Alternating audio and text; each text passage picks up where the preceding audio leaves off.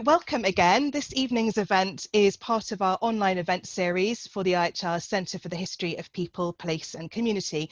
And our centre is all about place-based and located histories, from the parish to the metropolis, from the urban to the rural.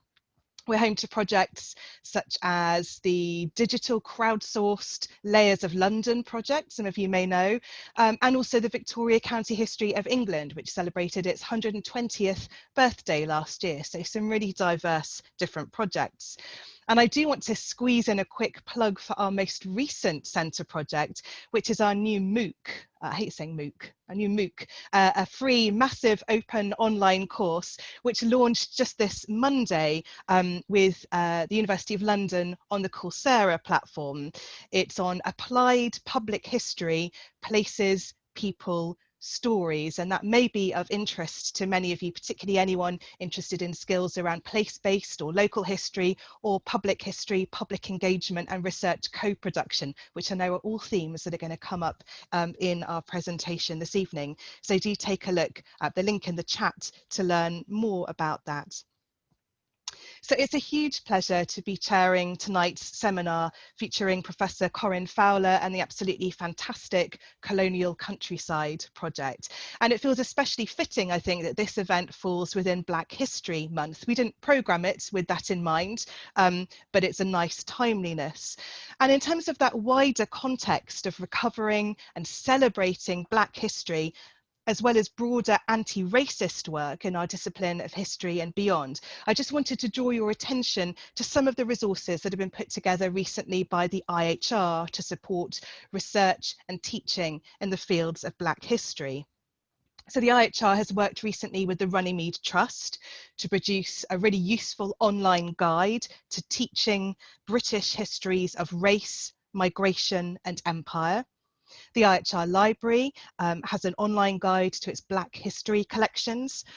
And recently, just this month, the IHR has drawn a lot of its activities together into a list of resources for research and teaching in Black history, including event archive recordings, recent publications, and relevant aspects of projects. For example, Layers of London has a really wonderful map of Windrush arrivals in London and a collection related to those. Again, there are some links there in the chat if you want to follow them up.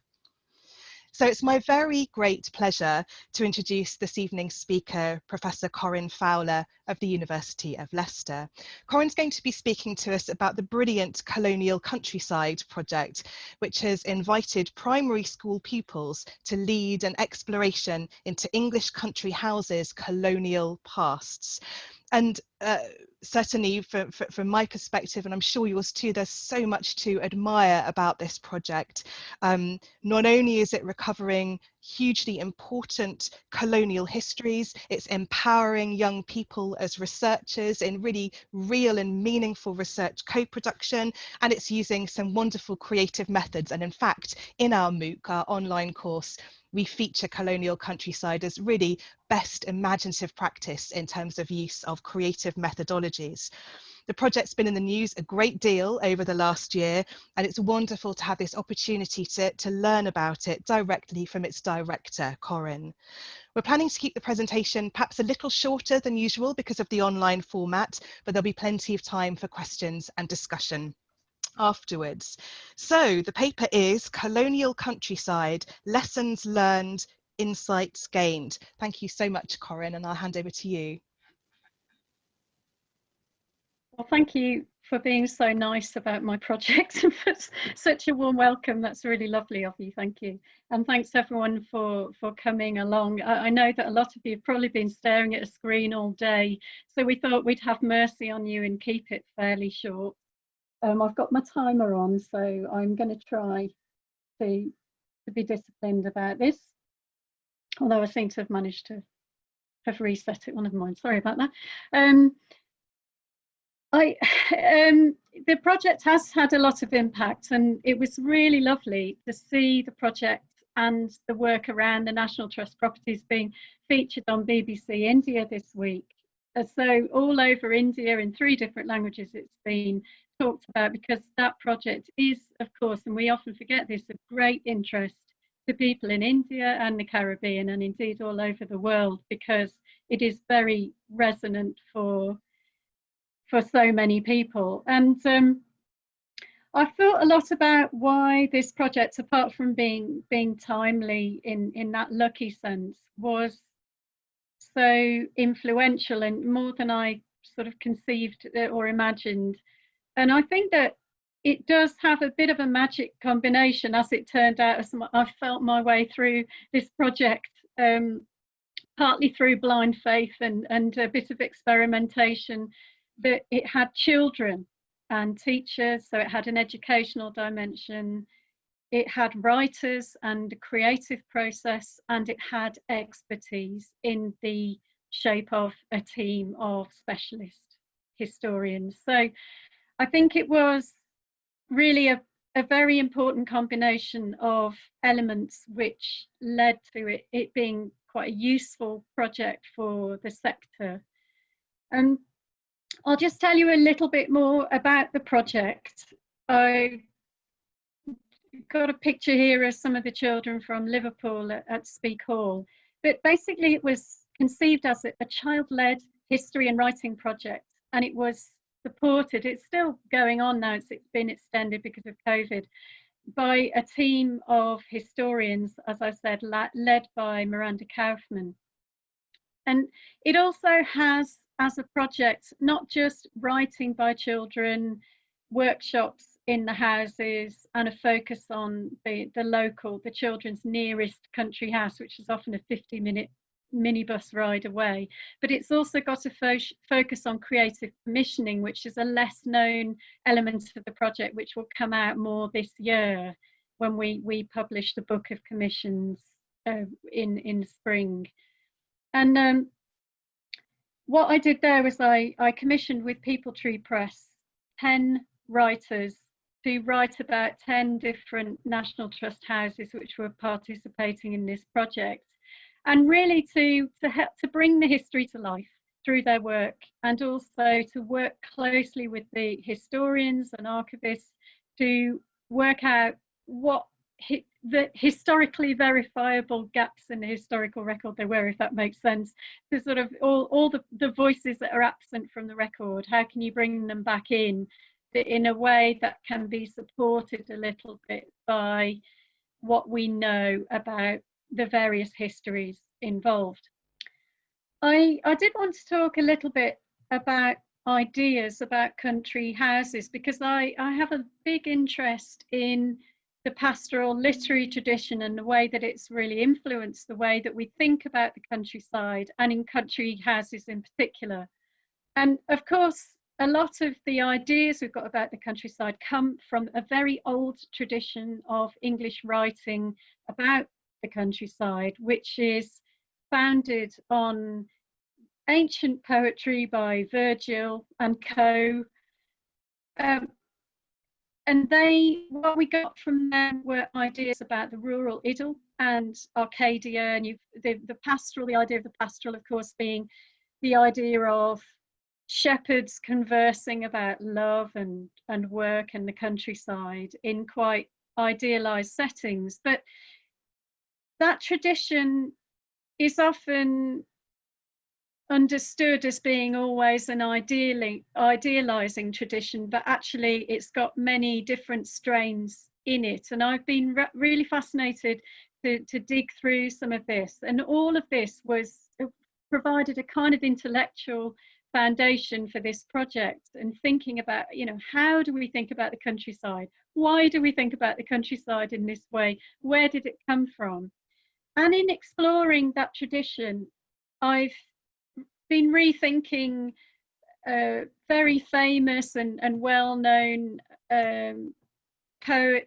poems by people like Oliver Goldsmith, and the idea of the lost village. And he's often been read as quite a naive commentator on the countryside, and how things always were, and being nostalgic, which is a big feature of pastoral writing. But actually he was writing from a very raw experience of himself being displaced, and he was really thinking about some of the people who were enclosing land and shutting people off from the commons. So it's absolutely fascinating really to think about how he himself, it seems likely, was considering some of the, for example, returnee East India Company men who were throwing people off the land and busily putting up walls and enclosing land. I've also been thinking a little bit about Raymond Williams, and of course Raymond Williams is very influential in that he wrote the Country and the City, and he writes about William Cobbett, who in the 1820s was, I suppose he's a bit of a Brexiteer of his time in many senses, but he was riding around the country. He wrote Rural Rides. So in the 1820s, he was complaining about the disintegration of the gentrified village structure, social structure, and so on, because of all these big new landowners with new money that were coming in. But if you look more closely at Cobbett, beyond what Williams says about him, and many other figures that Williams looks at in the Country and City, you can see that actually Cobbett was writing about West India planters. He was complaining about people like the Barings, who had very much had interests in the empire. He was complaining about their overbearing trees, the way that they were reshaping the landscape in ways that suggest that they were being quite flamboyantly flashing their colonial money about. So I think that there is a very important link to be made also. The more you go through that tradition and bring out the concern, especially in anti-pastoral poetry, with enclosure and what people were losing and rural poverty, and at the same time recognizing that a lot of men who had plantations abroad, or who had East India Company interests and engagement, were the same men that were throwing people off their land or razing villages to the ground and so on. So these kind of links, I think, should be brought out a lot more. But as I said, this did provide a really important intellectual foundation for this project. Even people like Spencer, who were writing The Fairy Queen, that he was writing about civility and all these genteel country values at the same time that he was a colonial administrator in Ireland, cruelly repressing the Irish and the Irish language. So I think that all of these things definitely need bringing out and rethinking. So when it came to this project, if I can actually get the screen to move, we were really wanting to ask these broad questions. You know, what are country houses' connections to the British Empire, and what happens when you talk about East India Company connections and the British Atlantic world connections? And I suppose this project really, it kind of led by asking those questions and gathering all this information together. I and some curators from the National Trust were able to produce the recent National Trust interim report on the colonial connections of National Trust houses. And when we brought it all into one place, we've got 93 houses, which is about a third of all National Trust properties mentioned in that report. And at the end of the report, there's a gazetteer which takes you region by region, house by house, in alphabetical order, through what some of those stories are. The annoying thing, I suppose, is the way that report was received in some circles. You may say there was a bit of hostility and resistance, which was fully anticipated by all of us. And Jacob Rees-Mogg even made a furious speech in Parliament about the National Trust report, complaining that we were denigrating the memory of Churchill. And I felt like shrieking at him, because it does make you a bit hysterical after a while. We're just writing a report about providing historical information and filling in the gaps in our collective knowledge. But yeah, I mean, there were 92 other houses actually on that report, which seem to have got ignored in certain circles because they made it all about Churchill. Actually, the entry about Churchill just mentions that Churchill was a colonial, he was Secretary of State for the colonies, and that he voted against the India bill, you know, the independence bill. That's all it says. But you wouldn't have thought that was all it said from the reaction we got, about which I will say no more, but it was pretty intense. Some of the things I wanted to mention was what we found, just a broad overview of what these connections are, just to answer in a very rough way the question that I've asked. One of the quite interesting and possibly surprising things was how many links to early colonialism we found. So at the earlier end, of course, this is already known about, but we just commissioned further research into Grenville at Buckland Abbey, and I just had a really long report from an historian, Rowan Mackenzie, and she was looking at Grenville's trips to Roanoke colony, I think it was.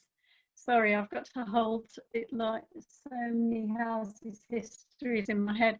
But the fact that there was a kind of slash and burn incident in one of the villages, and a quarrel over a silver cup, which led lots of villagers to have their houses burned down. But he also brought back a Native American man with him to the area. So I think that there are all kinds of news stories coming out all the time, which are really interesting.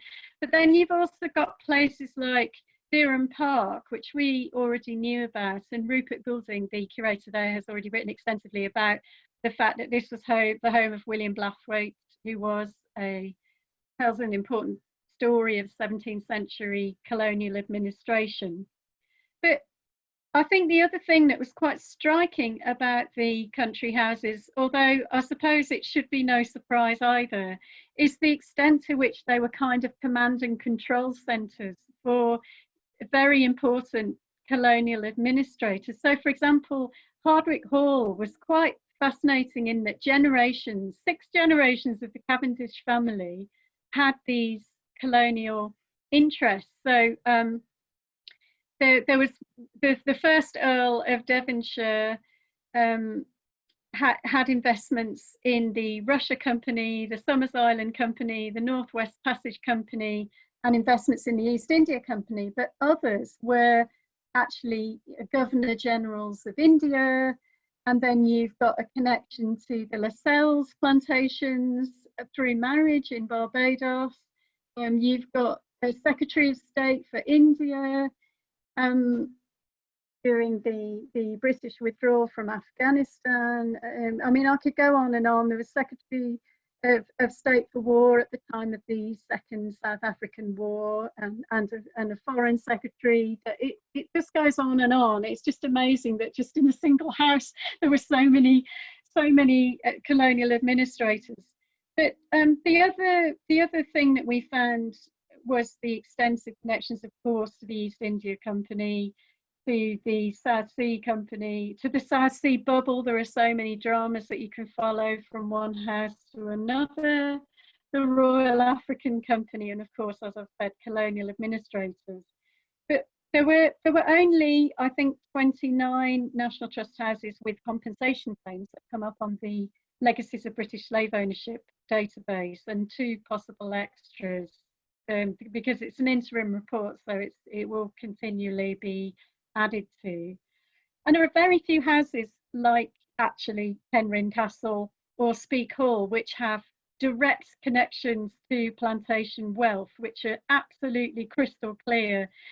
Penrhyn Castle, you know, the whole estate, the infrastructure, the ports, the local slate quarry, the estate itself, the castle, it all was funded by wealth from the Denby sugar plantations in Clarendon in Jamaica. And then you've got Speke Hall at the bottom there, that beautiful Tudor property. Only ever had two families living there, the Norris family and Richard Watt I. The Norris family, amongst their number was a slave trader who part funded the wet docks, which allowed Liverpool to enter more energetically and significantly into slave trading. And then the only other family that owned it were the Watt family, and Richard Watt started as in quite a lowly position in society, and he made his money from every aspect of the slave trade and plantation ownership, and he had a rum and sugar and wood import business. So he made his money in every aspect of that, and then that money was then used to restore the hall, and it passed sideways through the family until it eventually ended up in the hands of the National Trust. So, but actually those kind of cases are very clear cut, but they're slightly unusual. A lot of the money came in a more convoluted way through marriage, and it didn't fully fund as it did the places like Penryn. I'll just think a little bit about the children for a bit, because I haven't spoken much about the child-led element of the project. I suppose one of the questions is, well, you know, why is it important to work with children? And I think that many of you will agree that the way that in this country that teaching about these 400 years of colonial activity is not that great in schools. Lots of history teachers do their best, but they do it despite the curriculum, not because of it. And I think it was really, really important to this project to think about the next generation, what the next generation is like, how they're growing up, and what their family connections are to the rest of the world, because they're a very different generation to my generation or older generations that have come before them. I did used to be a secondary teacher, and hence my interest in working with children. And I also had a 10-year-old son at the time that I started this, and I knew that that was a very good age to work with, just from my parental experience. And so, because they're still quite uncynical at that age, and they're very collaborative. They get a bit more huffy when they get older, so it was good to catch them at that age. But I really didn't know what child-led meant. And I think that there are many things that happened almost spontaneously and organically that I'm really glad did happen. And it was thanks to the impulses of the children and the requests of the children that they happened. So one thing that we did was at Talcott Park, we had, there was already a guidebook which was focused on research that had been done previously into that house's connections to empire. And the children asked if they could write a guidebook for children by children. And so, I said, yes, let's do that. And the house said, yes, let's do that. And so what they did was they worked with the existing information, which was written by adults for children, so less interesting for them.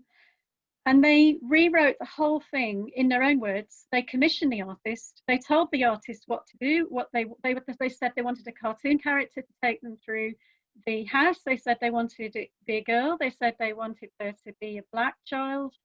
And they then instructed the designer and the artist, and it was a really, really nice way of working. And that book is just being printed at the moment, actually. But we also got children to evaluate the old guidebook and the new guidebook, and they universally preferred the new one. and they gave very strong reasons why, and they also felt that the new guidebook was far more respectful to a black child who appears in a painting in Charlcote Park, and they remembered more about the second book because it was more emotionally resonant for them. So that was one child-led thing that happened. The other thing, which was a bit more planned, if I can get my slides to move on, was exhibitions. So there were a few exhibitions across the 10 National Trust properties. There's one still on now, so please do take a trip to Bangor and go and see Penrhyn Castle. And I know there's at least one representative from Penrhyn Castle in this talk. And this exhibition, I really love it, and what the assistant curator did with this, because we worked with the children and a poet, and she picked out items in the house which linked to the house's colonial history, and the children wrote poems about it with this poet that had been commissioned. And I really loved some of the simplicity but real depth of the work that they produced. And it just reminds me every time, do not underestimate children, never underestimate them, because I mean, it gets better. I've got other stories as well, but I really love this poem here. He had money, I had history, his money stole my history. I mean, it's just really absolutely fantastic. It's such a great concept, and there are children's voices all the way through that exhibition, and it's on at the moment. I think that Eleanor, who's listening, might be able to correct me if that's wrong. The other thing that the children did, and again this grew organically, it wasn't planned, was a Cork Unlocked tours for adults by children. And what the children did there was that they looked at some of the items in the house, and they explained what the connection to empire was, and they talked through some of the ethical questions as well. So the boys standing around the case there, they're from Leicester, and they were explaining about the colonial customs of display, which are very much in evidence there with that particular glass case there, because you've got a Tibetan skull cap made out of a human skull, a sacred object, next to a bit of a mosque tile and a bit of a plant and a thumb piano. It's all mixed up under the title Curios. So they talked a little bit about that, and they took the adults around the house, and then they answered questions at the end. It was unscripted, and we did give all the children coaching in public speaking as well, because it's all about building their sense of themselves as leaders and building their confidence. I did want to mention, although I think some of you will know about this already, about the British Museum Annual Conference in 2019. I did take a group of panelists along with me to talk on a panel about this project. And Zaskia there, who you can see with her back to you, and then you can see her face at the table next to the tweet by Raj Pal, the historian. She explained in that panel why the history was so important and resonant for her, because she explained that she went to Charlcote Park, she saw a miniature painting of Tipu Sultan. This made her want to know who Tipu Sultan was. So with her mother, she started researching India and colonial India and British rule and the East India Company. And then she got so enthused by it that she asked her parents to go to India, to Tipu Sultan's palace. She went there, and then she started noticing that British historians are obsessed with the East India Company, whereas the taxi driver that drove them to the summer palace was a supporter of Modi and thought that Tipu Sultan was a villain because he was a Muslim. And then the Muslim curator in the museum thought that he was a hero because he helped build up the silk industry and so on, and the infrastructure within India before the East India Company stopped him. And so it was really inspiring to see where Zaskia has gone after that, and leadership was a very important aspect of this project. She's produced and edited a lockdown magazine about children's experiences during lockdown. And she's also got involved with decolonising the history of the school that she goes to. So I see great things in store for her. She's been on the radio, she's been on the television, she's been absolutely fantastic and a real inspiration. And just from a small project like this, after all, it's only £160,000 project. It's not like a massive thing, but it's really had a good impact on her. And another thing that again was unplanned, actually, part of this project, and I had to get a bit of extra money for it, was there is obviously always a need for a curriculum change, and there are many people who have been working on this far longer than me, Runnymede Trust and the Black Curriculum Group, all of that excellent work being done. But we saw an opportunity for curriculum change, and I worked with two teachers, Dan Linden Cohen and Ross Miles, to produce some curriculum materials for year 5 and year 6 pupils, because there's a bit of a space in the curriculum there. And so I think 72 schools have taken those materials, and one of the schools that did take them on first was in Liverpool, the school which was linked up to Speak Hall. And so I surveyed the teachers there, and they were very happy with their own improved subject knowledge. They found that pupils were incredibly enthusiastic about the topic and were very engaged with it, sometimes quite moved by it as well. And the pupils themselves we surveyed, and they reported themselves to be almost universally actually much more confident. And they also said that they formed better friendships and had more peaceful classrooms, which was really interesting. And then I just wanted to mention, because I'm conscious that I've been talking for a long time, something that we want to try and play you in a moment. This is a group of children inside Penrhyn Castle. And I should have mentioned also the photography commissioned by Ingrid Pollard, which was great working with her. Strongly recommend her to work with her. She's so calm and observant. Is the commissioning and the artistic dimension of this project, because I think it's very important to honour the memory of people who have been caught up in this history over many generations, and to bring that history to life in a respectful way.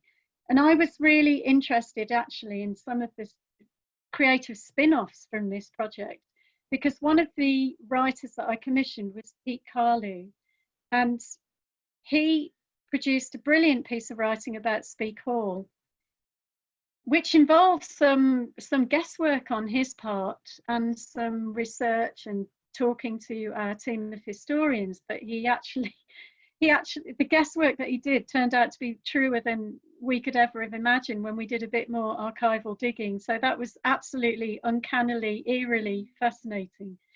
But leaving that aside, he got very interested also in Penrhyn Castle, and so he wrote some lyrics for a song about Penrhyn Castle, which we're going to try and share with you.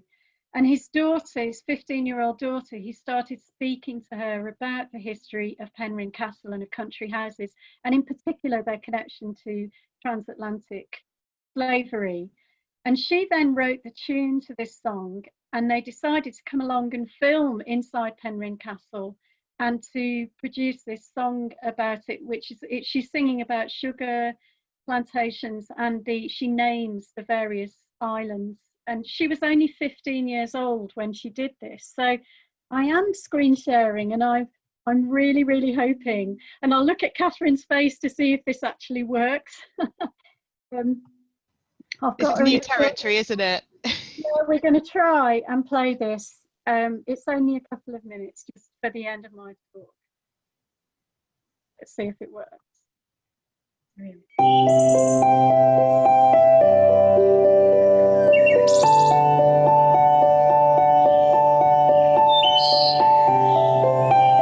Not looking at the video, but we can hear the music. Oh. Where we're coming from, where we been, the happiness flies away from me as they sail across the sea.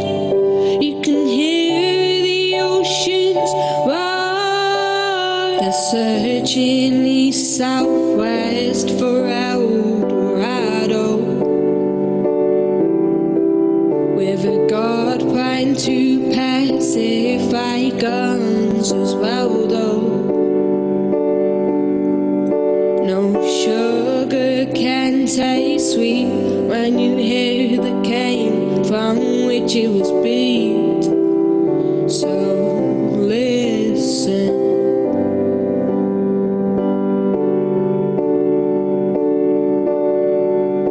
Oh, where we're coming from, where we be. The bluebird of happiness flies away from me as they sail across the sea. You can hear the oceans roar. Where we're coming from, where we be. The bluebird of happiness flies away from me as they sail across the sea. You can hear the oceans roar.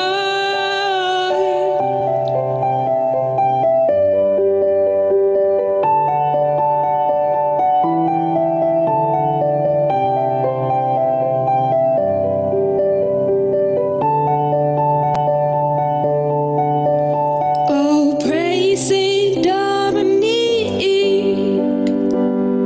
heads up to Haiti. Oh, praise Saint Dominique, heads up to Haiti. Borders roll back, cage birds fly free. Freedom needs no fancy clothes to sing its majesty. Borders roll back, cage birds fly free. Freedom needs no fancy clothes to sing its majesty. Coming from where we be. The bluebird of happiness flies away from me as they sail across the sea. You can hear the oceans roar. Where we're coming from, where we be. The bluebird of happiness flies away from me as they sail across the sea. You can hear the ocean. Where we're from, where we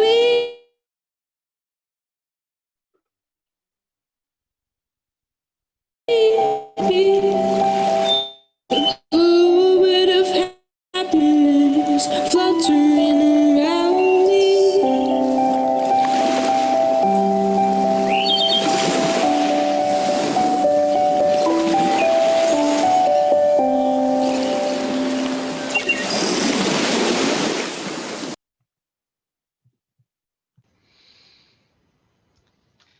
Thank you so much, Corinne. Such an incredibly moving song. Thank you very much for sharing it with us. Are you happy for us to move into questions now? Yes. Brilliant. Sorry. Okay, so thank you so much for your presentation, Corinne, and for ending with that really really moving song. Actually, we link to that very clip in our online course, that song as an example of the richness of drawing creative practice into dialogue with historical research, and that's something that I might ask you about myself in a moment, actually. Thank you so much for that wonderful presentation. I'm sure there'll be lots of questions and comments. So I'll let people know how you can ask a question. So if you want, I can see really powerful responses and reactions to that song in the chat, which I absolutely share. If you'd like to ask a question, you can type your question into the chat box if you like, and I will read that out and ask it to Corinne. If you'd like to ask a question yourself on camera, you can raise your hand, and you do that by going to the participants box. You can open that at the bottom of the main frame, and that will give you an option to raise your hand, and I will come to you and you can ask a question on camera. So those are a couple of different ways to ask a question. Or if you wave madly, we might be able to spot you as well. So those are two different approaches. So thank you so much, Corinne. There was a huge amount to think about there. I love the way you started thinking about pastoral tradition actually as a way into this. My background is in English literature before history, and I think it's really interesting, isn't it, the way that pastoral is, as you showed us, those country houses are so imbricated with practices of power and colonialism, but also pastoral has always been that kind of site of protest, hasn't it, and as speaking truth to power, and that is a really fascinating dimension. But I do have a question that I would love to ask while others think of theirs. To post in the chat or to raise their hand, and I wanted to ask about creative practice. So I'm really interested in that intersection between research and creative practice, and I wondered how far you thought of the creative elements in your project, so music or poetry, as interpretation, and how far you thought of them as research and primary research, and related to that, you know, what did those creative elements allow you to do that perhaps traditional research methods or traditional scholarship might not allow you to do? I was really intrigued when you talked about the input of the writer, and you talked about that imaginative guesswork that got you to places kind of ahead of the traditional scholarship. So, you know, is that creativity? Is that a kind of research? What could you say more about that? I'd love to hear your thoughts. Yeah, it's an interesting area, isn't it? It's a good question. It doesn't get asked very often, actually.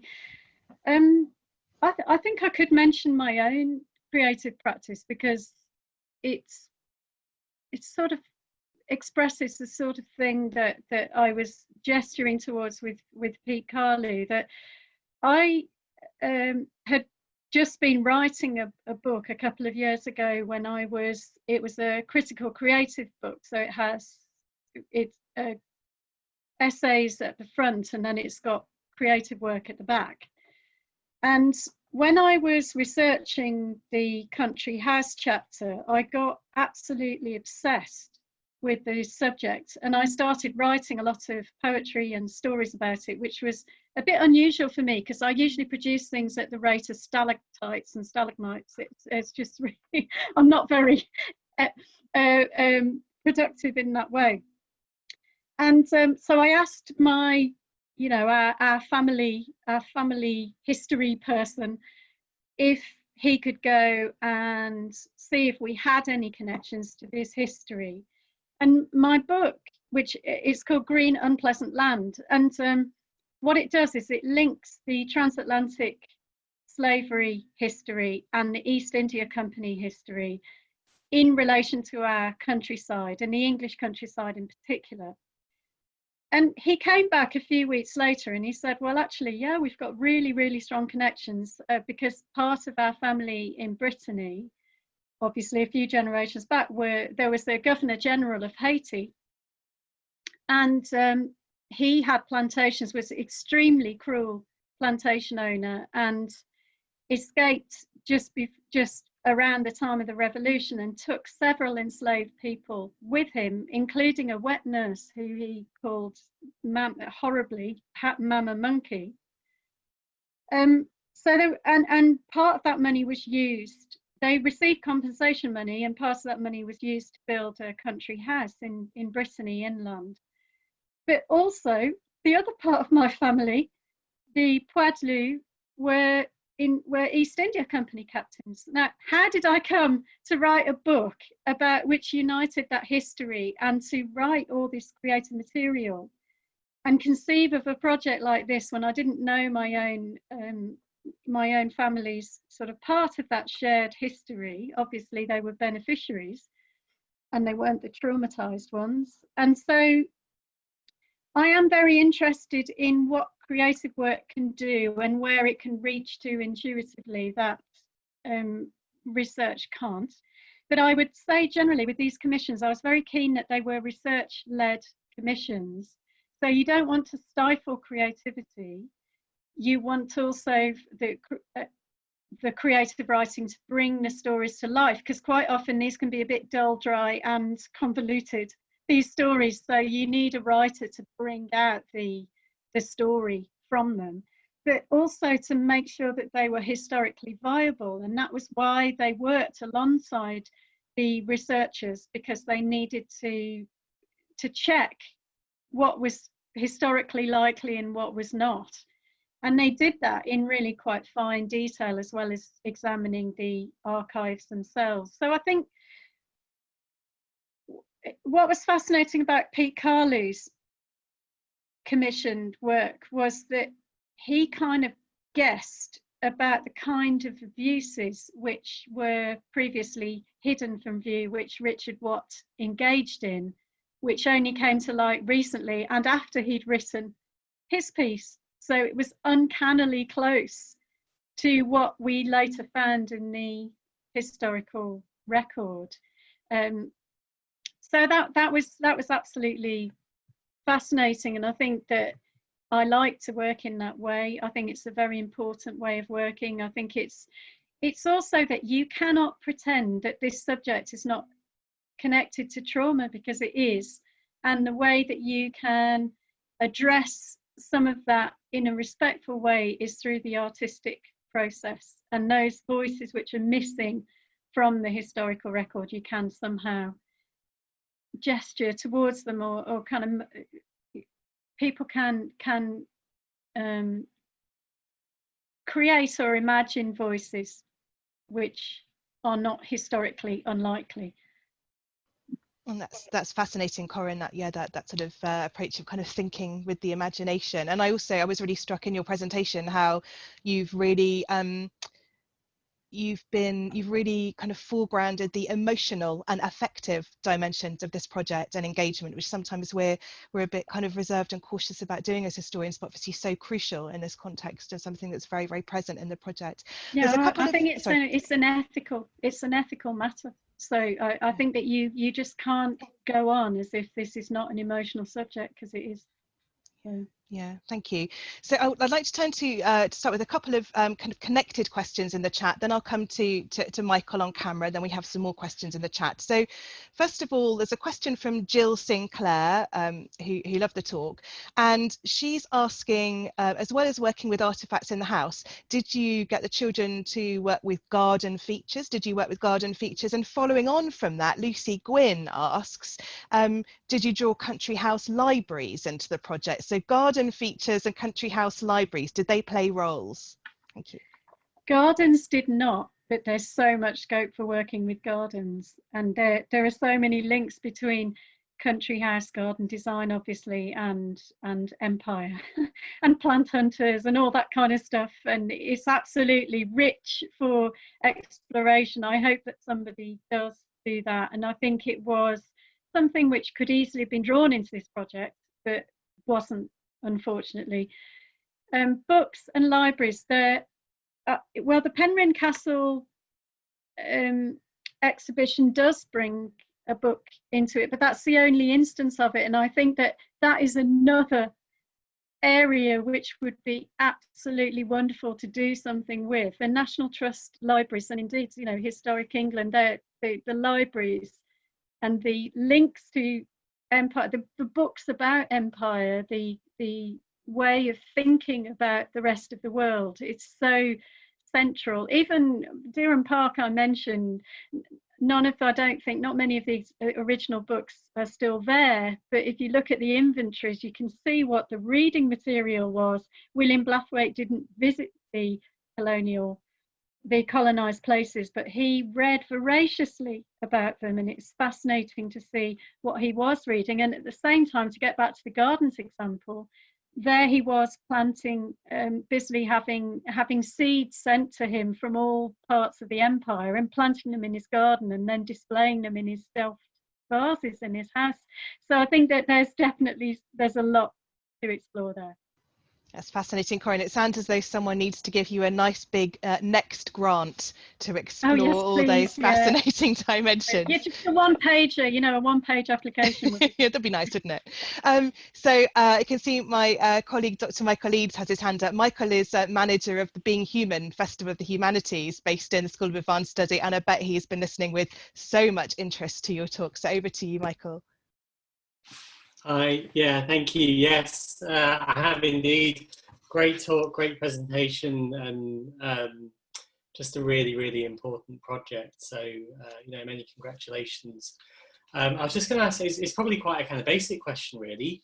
but just picking up on the media backlash that you mentioned briefly, and the kind of, I suppose it's a bit of a kind of Empire Strikes Back, you know, kind of a vibe at the moment from people like Rees-Mogg and so forth. I was just wondering if you could kind of, you know, speak to that point a little bit, really, and how that kind of negative framing that's happened, but at the same time, I suppose, you know, it has raised the visibility of it as well. I mean, how that's kind of shaped the later stages of what you've been doing and the kind of thinking over the past few months. To be honest, it is a massive challenge. And I think that it does come back to curriculum. That's why curriculum is so important, or what is taught in schools, because there is, as you all know, there's a bit of a gap in the general, you know, amongst all of us who've been through the education system, unless we are historians or engaging with historical research, there's a sort of gap in our knowledge about those colonial centuries. We're really good at maybe the Tudors, the Norman Conquest and everything, World War I, World War II, maybe the Russian Revolution, but that's about it. And so I think that doesn't lay the best foundation for opening this conversation and for the quality of the conversation that we are able to have. I mean, one thing I found depressing about the way that the Culture Secretary and Jacob Rees-Mogg and various commentators and the Daily Mail and all of that did with the National Trust report was that they made it all about Churchill. And there was also an awful article in the Daily Mail by Dominic Sandbrook, which contained a kind of caricature of the report, is sort of making out that he genuinely approached it with an open mind, etc., etc. But and there was an awful article in the Spectator which kind of quoted some of our tweets, our retweets, and said we shouldn't be listened to because we'd retweeted this or that about rural racism. Therefore, we found what we wanted to find. It's really, really annoying. And so I think that those efforts are really challenging to this process of trying to do something quite rational and can make a contribution and enrich the public conversation about history. But actually what that does is it tells people, don't bother reading it, this is woke, this is just left-wing, blah, blah, blah. Whatever they say about the people who are trying to talk about this history, it's a way of shutting the conversation down before it even opens up and basically saying, don't bother reading this, it's not worth reading. And it kind of upsets me that a lot of people who probably would have read the report when they went to a National Trust house, there's 5.6 million members, they can go to the gazetteer of the list of places and they can look up the property they're going to see and see what the connection is. That's ideally what they would do. So I don't know how many people have read the report, but you can tell from a lot of the noise on Twitter that a lot of people have not read it. And I did look, I have done a bit of research into the common objections, in particular to talking about transatlantic slavery in a heritage setting, because the people don't get so upset about the East India Company. They even though the East India Company was violent in many ways and has got lots of shameful aspects of their history, it's just slavery which really presses the buttons. And so I have sort of boiled it down to about 6 common objections to talking about transatlantic slavery, and I turned it into training material, and that's been quite useful, I think, for the National Trust to have a look at that. But I mean, all in all, it's a little bit depressing, and to be honest, you get a bit battered by it after a while, especially when people go after your personal reputation or send you death threats, which is what has happened. So I think it's some pause for thought. It is a challenge, and one way of addressing it is to think about people like Zaskia. Zaskia, she's now 11 years old. She said to me one day, she said, okay, fine, don't look at this history yourself, but please don't stop me reading about it.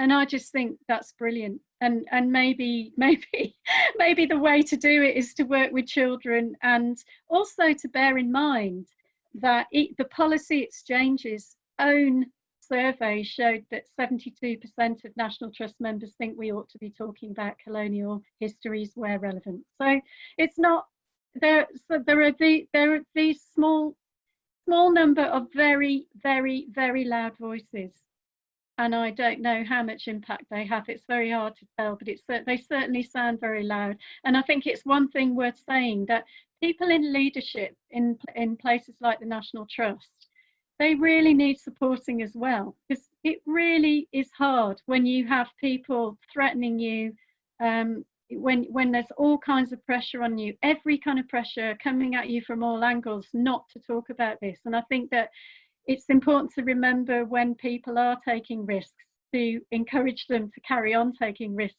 because it's not easy to do.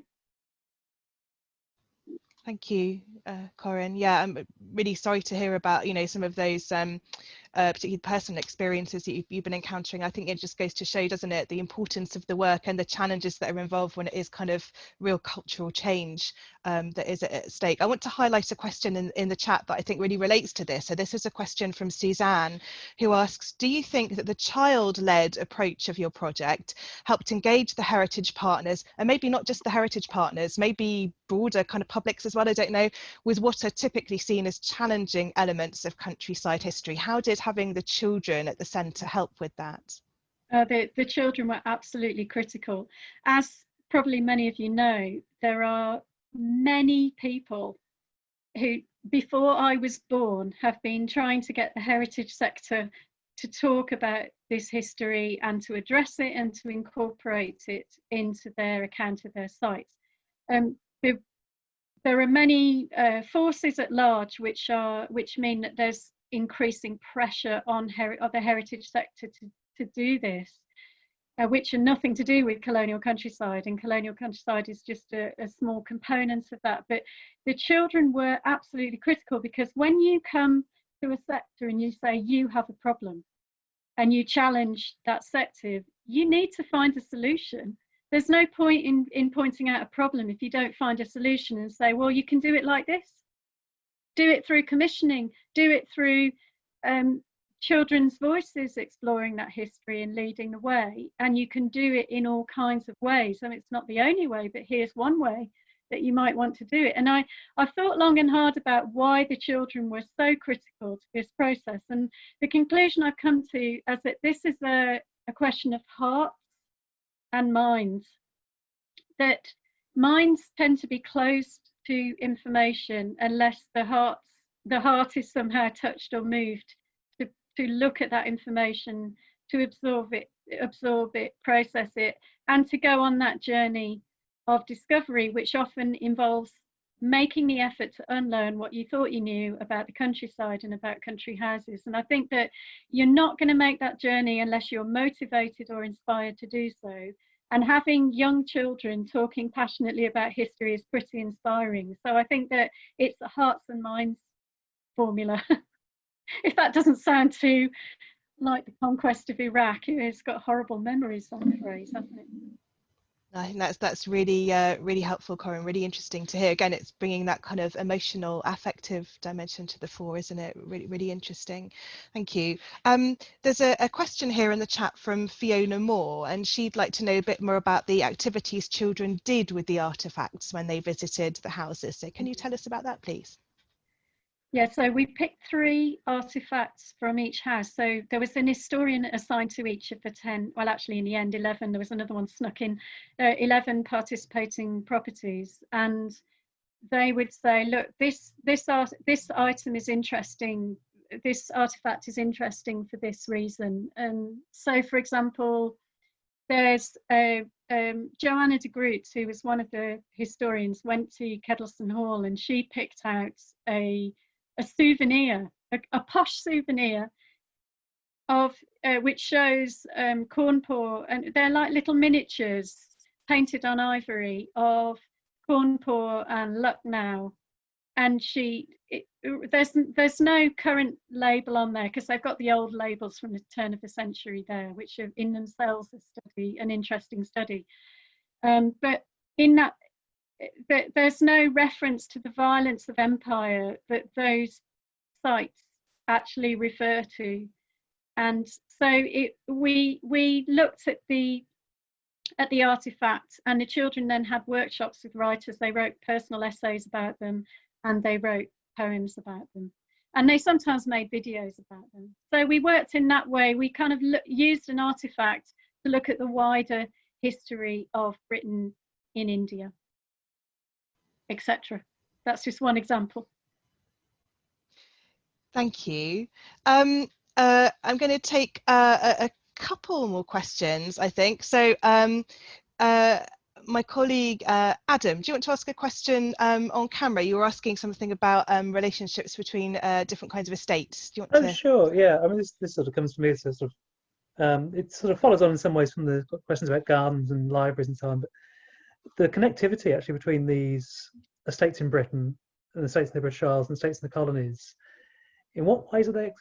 I mean, there's clearly another area for more research can be done, but in what, and it's something I've been thinking about a bit from the point of view of editing the Victoria County history, but in what sense are sort of these things complementary? Does one fund the other, for example? You've mentioned Penryn with sort of the development of the slave trade and the port at Porth Penryn near Bangor. But you know, is that a typical picture, do you think, or is it sort of, are there different ways of doing it? You know, do the people who run these estates think of them as one big estate that happens to be geographically different sides of the Atlantic, or do they sort of regard them as discrete things that can do different things for one another? Well, I think I mentioned that a lot of men who were very involved in, you know, that they maybe had plantations or were East India Company servants and made their money that way, were, so for example, the owner of Basildon Park, Sir Francis Sykes, that he made his money in, he was kind of almost right-hand man of Clive of India, wasn't he really? He made loads and loads of money, bought several estates in England, and he then, well, he also brought home an Indian servant that a National Trust volunteer recently found in the records. But he built the whole of the Basildon Park estate with that, but he also enclosed land. So he was involved in that way too, in enclosing land and throwing people, or sort of stopping people having access to common land. So there are those connections which are quite common. And then in terms of the wealth and the flow of wealth, it often comes through the female. It comes through women, so through marriage to an heiress whose father owned plantations, for example. That is actually more common than an absentee plantation owner like Richard Pennant at Penryn Castle and his family, where the money was coming, sort of pumping into the country and then being spent on developing not just the estate but the region and the local slate mines. So I think there's just so many. I think what I find so fascinating is that every country house brings out different kinds of connections, and they each tell a different aspect in a way of what these connections are. But I'm not sure if I'm answering your question really, because I think you were maybe trying to get me to draw more direct lines between empire and colonies and country house estates. No, actually, that's a really helpful answer, because I just want to know if there was any general pattern, and the answer seems to be no, which is really helpful, actually. Well, there are sort of general things. I mean, there is one thing that's quite striking is that across generations, there are quite often you might have an East India Company connection in one generation and a transatlantic slavery in another, or you might have East India Company through marriage and then transatlantic slavery, or both. You know, it's just, there's actually a lot of mixed histories of individual houses across the generations and through marriage. That's one of the great values of looking at history from a fixed point in space. I think. Yeah. You get all Yeah. these different overlapping strands. That's great. Thank you. And I mean, just to go back to the South Sea bubble example, it is actually possible to see which families went and lost their money, like the Croft family lost their money in the South Sea bubble, and then other people at Stourhead were gaining from the whole thing, from the investment. And then other people, we don't know if they lost money or not, and whether they managed to get rid of their shares. So for at Hanbury Hall, and then if you follow it across, there is another. There's another propertied family and a figure there who actually arranged the contract in the first place that led to the crash. So you can follow the story from house to house if you like. It's brilliant material for writers. Thank you, Corinne. I'd like to try and squeeze in a couple more questions in the chat. We have a couple of questions just looking for information that we might end with the very end of the session. A couple of questions though from Richard White and Sophie Chesson that I'd like to bring in. So first of all, Richard White asks, what are your thoughts on the way this project has impacted on the dead silence, in particular the white silence? In Bath, where Richard lives, the resilience of that silence continues, despite the work at Dereham and despite the toppling of the Colston statue. So your thoughts, Corinne? Thank you. Yeah. Is that a literary reference to Jane Austen in Mansfield Park? There was a dead silence when she asked about slavery. It probably was, wasn't it? Something. Yes, absolutely. Yeah, I saw you'd written about it, so I wanted to see whether you pull the thread through. Okay, well, one thing is that when you know things, you can't unknow things. So I don't think there's anybody in the country now. When we started 3 years ago, not many people knew that country houses had a connection to empire. So now I think that anybody who follows the news knows that country houses have a connection to empire, whether they like it or not, whether they want it talked about or not. Now that is an achievement in itself, because it means that already we're all thinking slightly differently about country houses and slightly less comfortably about country houses than we were when everybody started all this. So that's one thing. My hope is that when you've got so many of those people, that kind of white silence, and the people who might not want to engage in that history, but if they are one of the 5.6 members of the National Trust, or indeed if they've now defected to English Heritage, which is soon going to start talking about its slavery connections as well, so that's kind of a bit of instant karma, isn't it? All of those people, all of those visitors are going to read something and learn something and hear something about that history. And maybe I should speak about the people who have engaged with this project, which is many National Trust volunteers who are broadly supportive of the need to talk about this history and to incorporate it into the accounts of the sites. I did get involved with training some National Trust volunteers, and let's face it, those volunteers are not fully representative of our national demographic.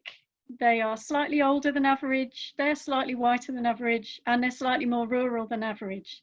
And what I found, to my sort of pleasure and delight, is that when you respectfully and in maybe quite an emotionally intelligent way engage that cohort with this history, and when you provide very good quality information and you deal with their emotions about that, which can range from all kinds of things, the vast majority of them are happy to go on that journey. And if they are happy to go on that journey, I think that it's possible that more people than we thought might eventually come on that journey. And there are always resistors, and there's always a small number of resistors who are very vocal, or people who, like you're suggesting, are very silent about it.